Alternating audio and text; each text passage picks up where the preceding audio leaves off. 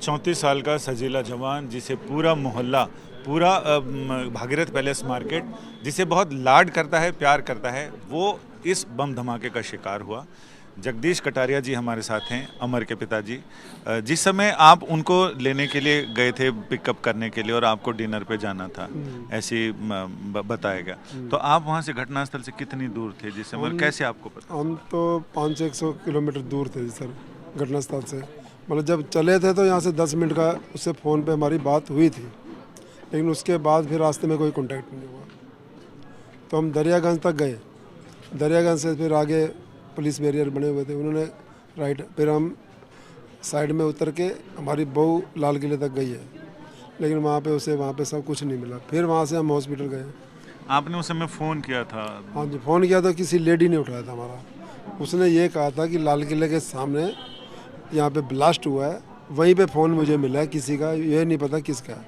मैंने कहा मेरे बेटे का है। तो फिर उसने कहा अगर आपका बेटे का है तो आप कश्मीरी गेट से ले सकते हो मेरे पास। मैंने तो फिर अभी तो फ़ोन की तो थोड़ी जरूरत, मैंने पहले अपने बेटे को देखना था।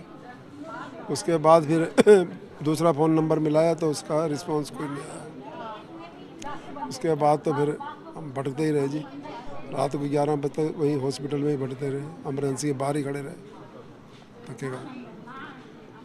फिर आप कितने बजे आप अमर तक पहुंच पाए? अमर तक तो सर हम सुबह समझ लो 5 बजे उसकी डेड बॉडी देखी है, जब लेके आए शवगृह से।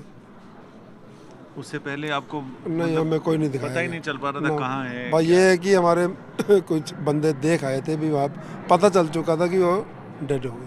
टैटू से पहचान? हाँ, टैटू पे उसका हाथ में कृति का टैटू था, उसके गले में चैन थी और कपड़े जैसे पहने हुए थे। हमने तो उसकी बॉडी को सुबह देखा 5 बजे जब लेके आए।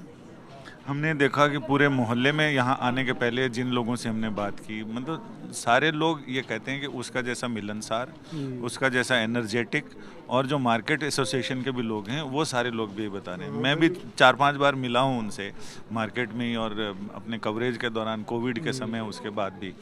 तो मतलब सारे लोग ये कह रहे हैं कि एक भाई चला गया। बिल्कुल जी, बिल्कुल। उसका रवैया ही ऐसा था, सबसे प्यार से रहता था जी, और तो हमारे फैमिली में भी प्यार से रहता है। उसका तो कोई रिलेशन, यार दोस्ती बहुत कम थी। मतलब ऐसा जवान 4 साल पहले शादी हुई, 3 4 साल साल का बाद बच्चा देखो है। जी, अब बच्चा चला गया, जब अब 3 साल का बच्चा है, जब कैसे संभालेंगे हम? हमारे लिए तो होगी ना प्रॉब्लम। सेठी साहब, जो सुरक्षा व्यवस्थाएं हैं उसको लेके आप सारे लोग, परिवार के लोग? Sir, there is dismal failure on the part of Delhi police as well as our intelligence agencies are absolutely failed. It looks like that there is no intelligence agency working in our country. What they have been doing? मतलब इतना बड़ा कांड हो जाता है and intelligence agencies have no clue about that. और फिर ये ट्रेजेडी होने के बाद hospital authorities are not cooperating. Police is not allowing anybody, even his father, to see the dead body. पूरी रात जो है ना हम लोग वहाँ भटकते रहे हॉस्पिटल के बाहर, एंड उसके बाद 5 बजे जब when they handed over the dead body, then only we could see his face. This is the system. What you will say? Is this not a system failure? और ये बता रहे हैं कि कोई ऐसी ब्लास्ट की इंजरी नहीं थी, लेकिन उनके बैक हेड पे और कोई बॉडी पे कोई रिस्पॉन्स नहीं था।